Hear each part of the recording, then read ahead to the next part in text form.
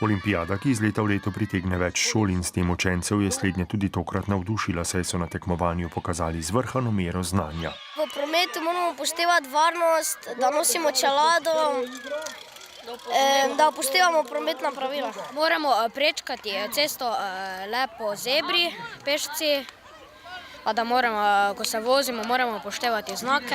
Naučiš se, kako si varen bolj v prometu, pa še kakšne tako poučne stvari o varnosti. Za uspešno pripravo učencev pa vsa ta leta, odkar otroška varnostna olimpijada poteka, skrbijo mentorji. Mi smo se kar pripravljali, ponavljali smo vprašanja in vadili tudi na šolskem igrišču s kolesom, z vodo. Otroci so malo bolj osveščeni o pomembnosti tudi teh dveh telefonskih številk 112, 113. Jaz mislim, da karkoli ostane v njih je dobrodošlo in je nek temelj za naprej. Pridobljeno znanje pa lahko učenci že sedaj s pridom uporabljajo tudi v praksi.